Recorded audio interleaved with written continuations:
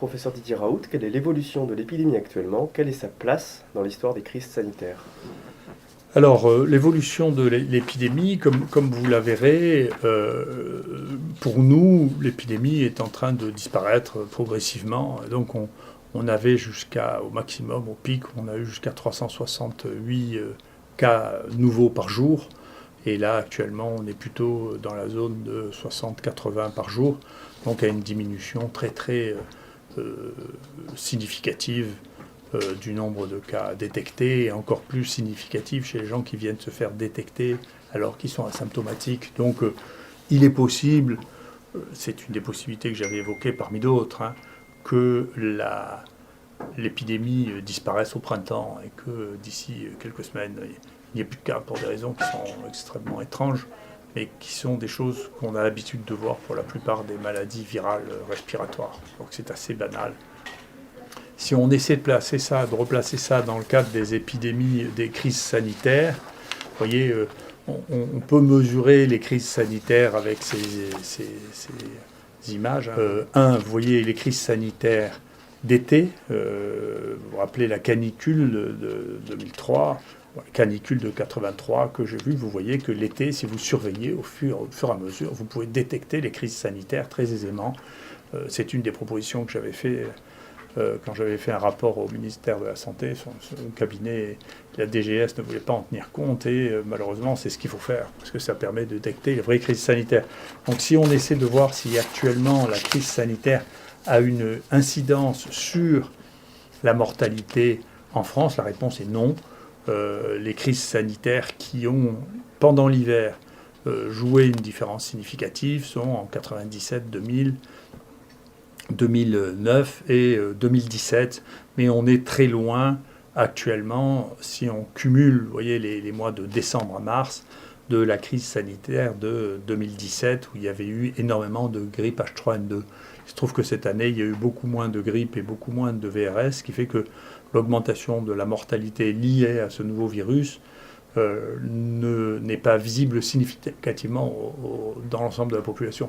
Bien entendu, il y a d'autres phénomènes, c'est multifactoriel, mais on ne peut pas dire, vous savez que j'ai horreur de prédire, mais quand même j'avais prédit que cette crise sanitaire ne modifierait pas l'espérance de vie des Français, c'est le cas, on fera les comptes, pas plus que d'ailleurs en Chine, 3000 ou 4000 morts ne modifient l'espérance de vie des 1,3 ou 4 milliards de Chinois dans l'année. C'est pas vrai. Donc c'est, encore une fois, c'est bien de faire face aux crises sanitaires, de les gérer. Il faut les gérer sans angoisse, sans inquiétude, en étant le plus professionnel possible, en gérant les choses au coup à coup, en essayant de diagnostiquer, isoler et traiter les malades pour éviter qu'il y ait plus de morts qu'ailleurs. Voilà.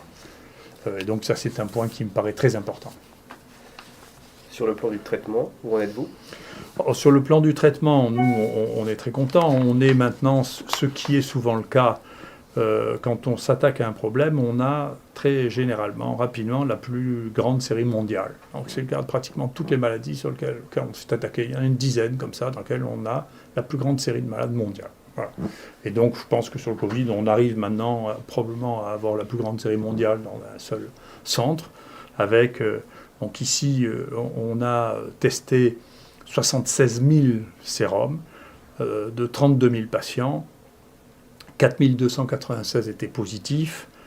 On a traité ici à l'IHU Méditerranée infection plus de 3 000 personnes. 2 600 ont été traités par notre protocole hydroxychloroquine plus azithromycine, dont 10 sont morts, c'est-à-dire on confirme qu'on a une mortalité qui est inférieure à 0,5% pour l'instant, ce qui est un des résultats ou le résultat le plus spectaculaire actuellement au monde. Voilà, donc on est très content. Les thérapeutiques, d'ailleurs cette thérapeutique, qu'elle soit ou qu'elle soit pas, elle est tellement spectaculaire, en réalité, les gens ont tellement de facilité à voir que ça fonctionne, qu'elle se répand et il y a des analyses qui sont faites en particulier par un institut de sondage des médecins qui s'appelle CERMO, qui montre que dans le monde entier, chez les médecins qui ont en charge ça, le premier traitement de tous actuellement, c'est l'azithromycine dans 50% des cas et l'hydroxychloroquine ou la chloroquine dans 44% des cas. C'est massif.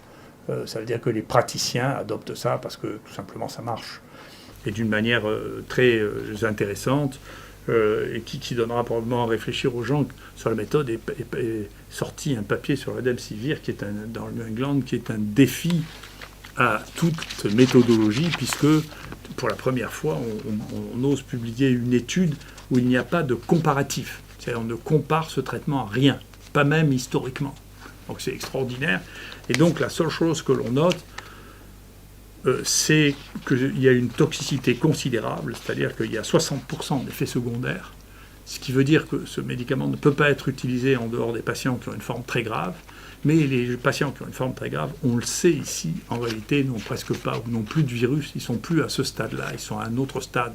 Ce qui veut dire que si ce médicament ne peut pas être donné à d'autres patients que les patients qui ont une forme très grave, et que dans les formes très graves, il ne sert à rien, le débat va petit à petit se réduire, puisque l'autre médicament qui était proposé aussi dans le bras Discovery, le Sevidovir, a montré qu'il était totalement inefficace dans la même indication, ce qui veut dire quand même le paysage va s'éclairer sur les molécules qu'on peut vraiment utiliser et quand est-ce qu'on peut les utiliser. Donc quand les formes sont à ce stade de réanimation, en réalité, les antiviraux auront une activité relativement modeste parce qu'il y a très peu de virus. C'est notre expérience. On a même eu des patients qui étaient morts et qui n'avaient plus aucun virus. On voit mal comment un antiviral prescrit à ce stade pourrait avoir la moindre efficacité. Donc le traitement, c'est les formes modérées, c'est les formes qui sont sévères mais qui ne sont pas en réanimation, qui permettront de faire les choses. Mais c'est intéressant parce que parmi les auteurs, il y a des gens qui ont fait des grands commentaires sur nos méthodes, mais c'est la première fois que je vois un essai publié sans aucun comparateur, ni historique, ni géographique, ni rien du tout. C'est juste dans je ne sais combien de villes dans le monde, on a donné un peu de Remdesivir à des gens qui étaient malades, et avec tout ça, peut-être avec un ghostwriter, c'est-à-dire un auteur ad hoc, a réuni toutes ces données avec très peu de données biologiques pour dire, écoutez, voilà, on a donné du Remdesivir. Voilà. Et c'est intéressant parce que peut-être que c'est une des publications encore qui permettra de suivre avec intérêt les fluctuations absolument extraordinaires de l'action Gilead. Et donc je sais qu'il y a un journal qui m'accuse d'avoir des conflits d'intérêts avec Sanofi, parce que j'ai discuté avec Sanofi au moment de la création des IHU, c'est ce qu'on nous demandait, il fallait qu'il y ait au moins 1, 2 ou 3 industriels qui soient associés pour pouvoir faire du développement en France de la recherche transnationale. Moi j'ai discuté avec Sanofi pour faire ce que je fais maintenant, mais sans Sanofi, c'est-à-dire du repositionnement de molécules qui existent déjà. Puis les discussions ont capoté, donc on n'a pas travaillé avec Sanofi.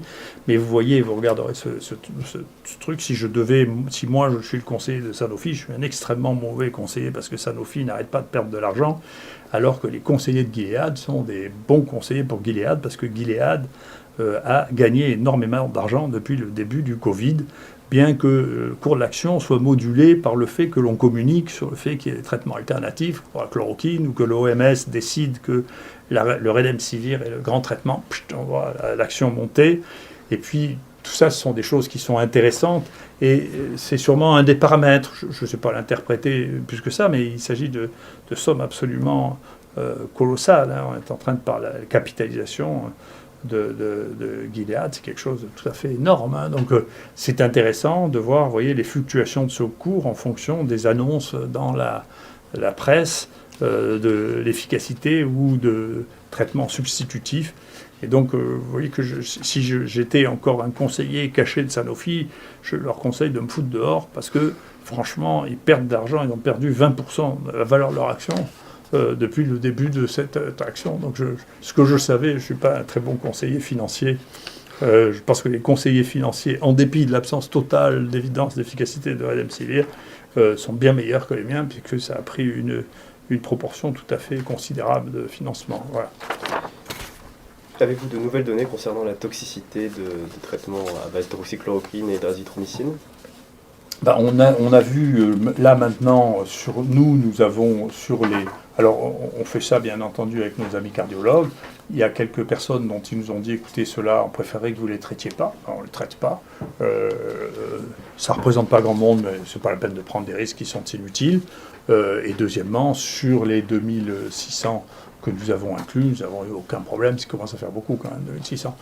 Donc je pense que, vous savez, tous ces débats au début, quand on commence, moi je continue à penser que le premier travail qu'on faisait méthodologiquement, rien à voir avec celui de New England, il y avait un groupe extérieur géographique qui était Nice, il y avait la comparaison, il y avait un point de comparaison qui était le portage viral, alors que dans le papier de New England, il n'y a aucun point de comparaison. Bon, on ne regarde pas la guérison, on ne regarde pas ni clinique ni viral. Et puis il y avait une comparaison interne entre hydroxychloroquine et hydroxychloroquine plus azithromycine. Moi, ce qui me frappe dans la situation actuelle, c'est que la mortalité actuelle dans les pays les plus riches est beaucoup plus importante que soit dans l'Est du monde, la Chine, la Corée, les pays de l'Est qui sont riches aussi, mais qui ont une mortalité plus basse, soit dans les pays les plus pauvres. Et donc on finit par se demander si avoir une industrie avec des médicaments extrêmement nouveaux est devenu un avantage ou un inconvénient dans ces conditions. C'est-à-dire que les gens en Afrique, ils n'ont pas beaucoup de choix, et donc pour eux, ça ne leur pose pas beaucoup de problème de prendre du plaquenil et de l'azithromycine, ça ne coûte rien. Tandis qu'en France, il y a une lutte extrêmement brutale contre l'utilisation de médicaments simples et non coûteux, dont je ne sais pas si cela a des conséquences sur la mortalité en France, mais c'est une bonne question. Et en tout cas, nous, quand on voit la différence de mortalité à Marseille comparée à des autres sites en France avec une population et un état de l'épidémie comparable, on peut franchement se poser la question de savoir si c'est mieux de prendre des vieux médicaments qui marchent ou des nouveaux médicaments dont on n'est pas sûr qu'ils marchent et dont on sait qu'ils ont des complications et des effets secondaires très importants. Merci.